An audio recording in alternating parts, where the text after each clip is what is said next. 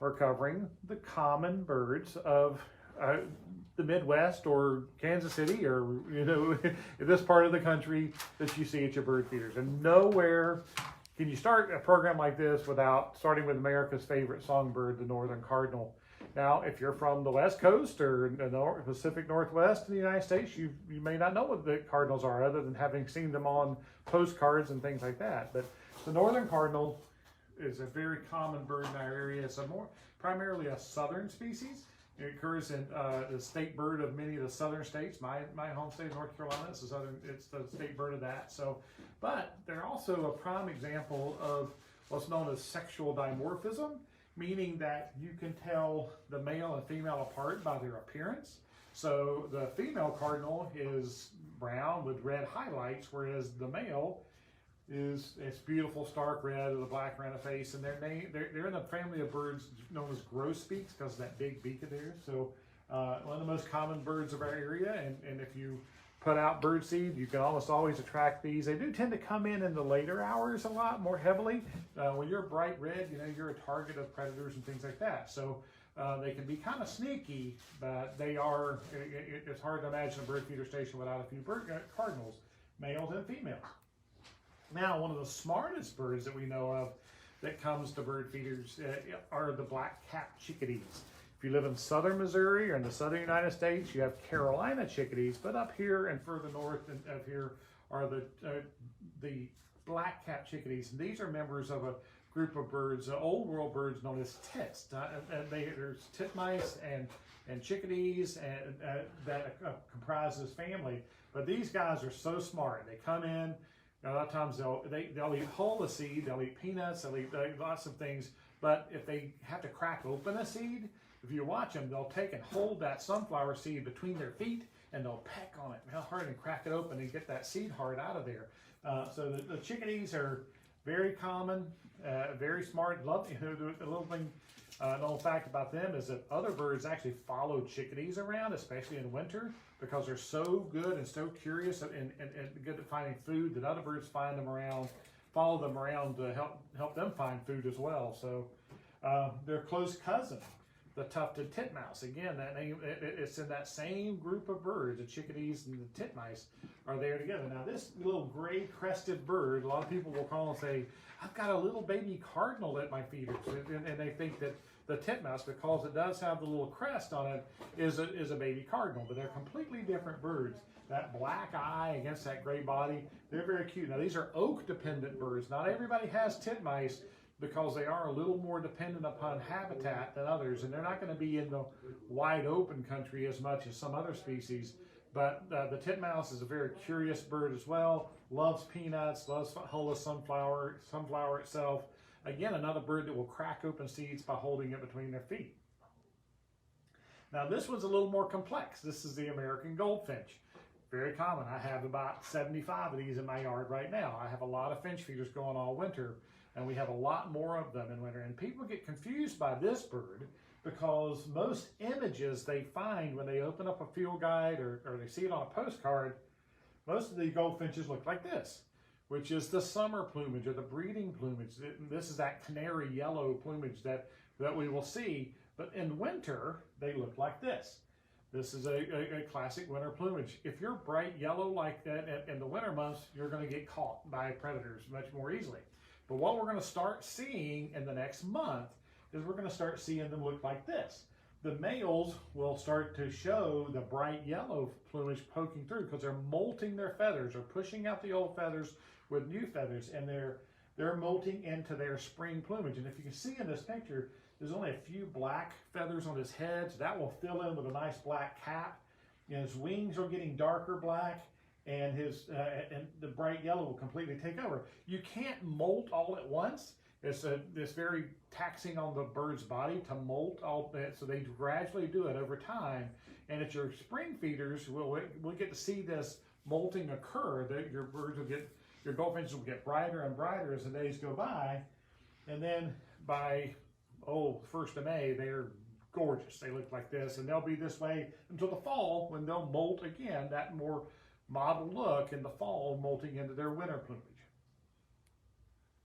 Now, another identifiable bird that we know, and most of us know, are the blue jays. And then some people hate blue jays, some people love blue jays. It's a love-hate relationship. They're great birds, and they're the burglar alarms of the forest, we call them. They sound the alarm when something's not, that shouldn't be there is there, and it's a pretty neat trick. And they also are really good at chasing away hawks that may hunt your yard. So we love the blue jays, although some people don't like it because sometimes they steal eggs and things like that, which is just part of their nature.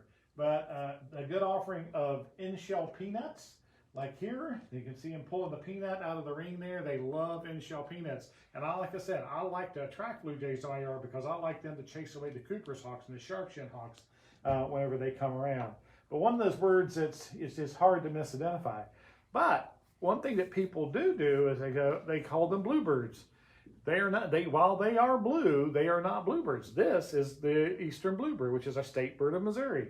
This is a beautiful male eastern bluebird with the bright blue wings and the red chest, white belly. And they're coming to bird feeders now. They're not a typical bird feeder bird, but we're seeing a lot of them this winter because conditions are so harsh. And they're coming in eating the fine sunflower chips, the medium sunflower chips, little peanut pieces. Some people are offering dried mealworms and also raisins for them to get them to come in. The female, not nearly as bright as he is. It's a more muted blue, a more muted red on her chest. And again, she needs to be camouflaged, whereas he can be bright and showy. Now the woodpeckers. We have several woodpeckers that come to our feeders, and the most common of all is the little tiny downy woodpecker. It's the most common woodpecker in North America. And you can tell them apart sex-wise by the absence of or presence of red on the back of the head. The red signifies this is a male. The female will not have that red spot on the back of her head. Its larger cousin, the hairy woodpecker, comes in too. Not nearly as often as the downy woodpecker, but you can look at that and see how appearance-wise, color-wise, they are similar. But look at the size of the bill. I did a program on this just a few weeks ago about telling the downy woodpecker from the hairy woodpecker. And downy woodpeckers have little short stubby bills where hairies have big wampum bills. And if you see them side by side, it's easy because the hairy is much, much larger than the downy woodpecker.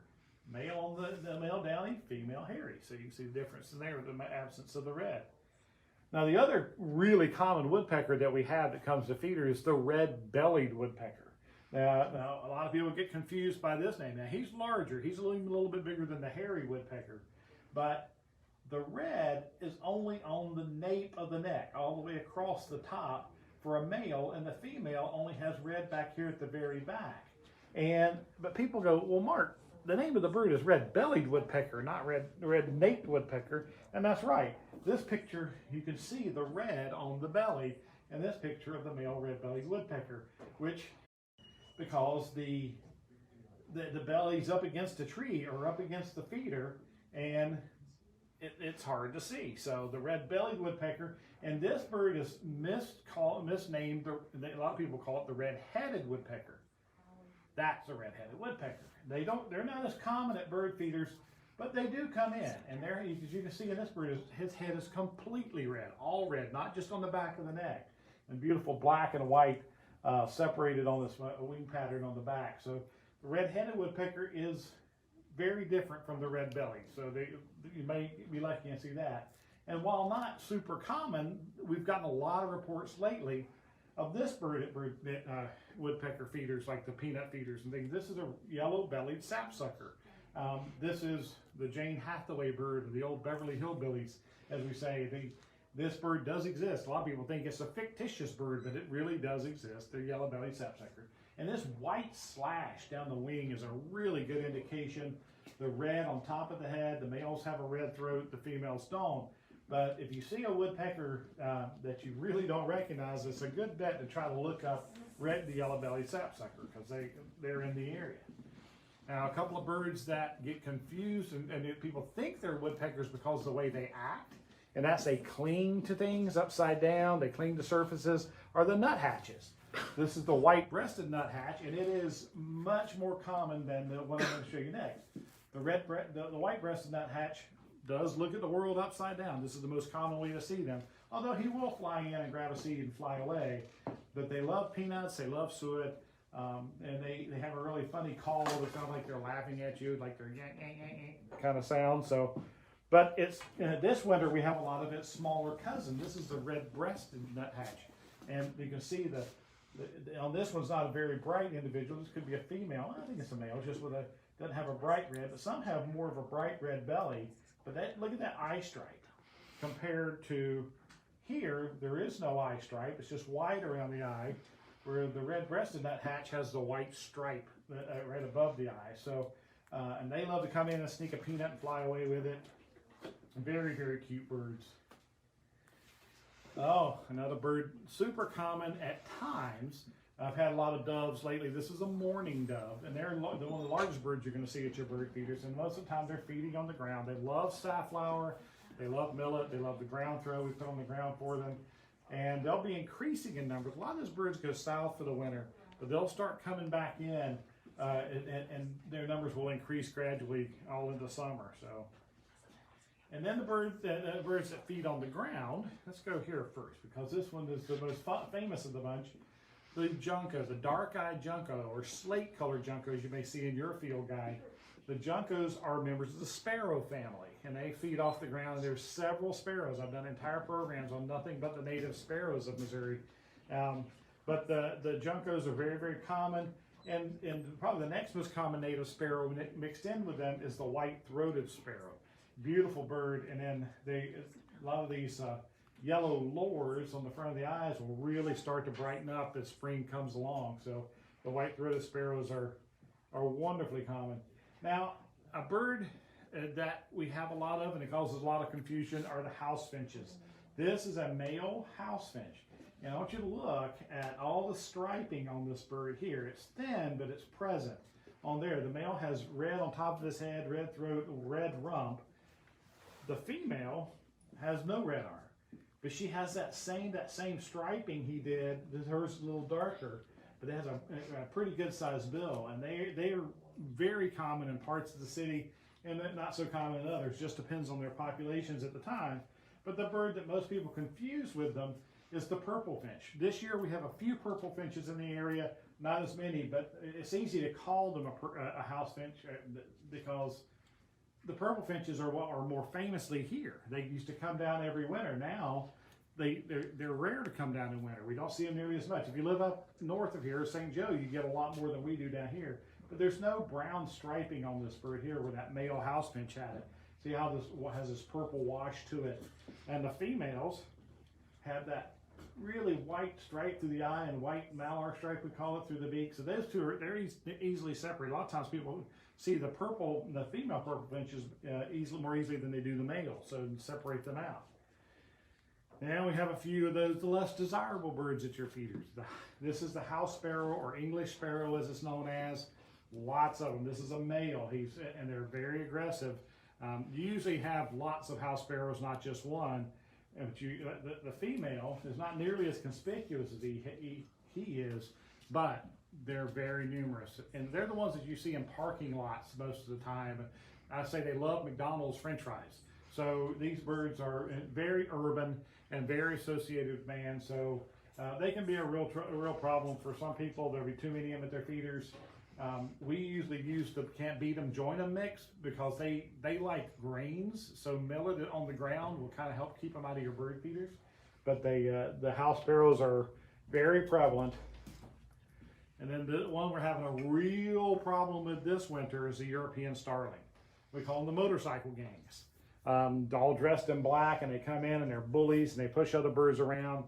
This is one you can see the white or the light brown spotting on the tips of their feathers. This is their classic winter plumage, starting to change. The bill is black in winter, but just starting to change. You see some yellow in there. It'll be all yellow in the breeding plumage. So starlings are a challenge into themselves. And then just now, we're just starting to see the common grackles arrive, and these are the ubiquitous blackbird that most people know about. And they're the long tail, they're a big bird, yellow iris, very aggressive. They can, when they come in, usually when they first arrive, there's a lot of them at your feeders, and then that thins out over time. the key to them is safflower. They hate safflower seed and cage feeders. So look for those.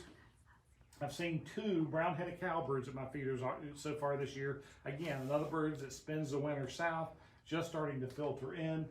Brown head, black bird, brown-headed cowbird. And then another famous blackbird, the red-winged blackbirds, most of them spend their winter south of here. They're just arriving, but about mid to late February is when they start arriving into our area. This is a beautiful male showing his red epaulets. This is what we see a lot of times. People will call and say, oh, he looks like a blackbird, but he doesn't show any red. They can conceal that red. They can, because it usually the showing the red is aggression toward other ones. So when they're feeding together, a lot of times they'll have that red covered up and just see the yellow. And then the females look very different from the males. He looks like a big sparrow, is what most people tell us on that. So that's about 22 birds I think I covered there today. There are a lot more than that, but I wanted to get in the most common birds that you see here and help you with identifying that. So great idea for a program. I'm sorry I haven't done this before, because I know there's a lot of people just getting started bird watching out there, and I hope this really helps. So if you like the program, give us a like. Please share it with your friends. Send in ideas for future programs. And until then, come by, let's talk birds.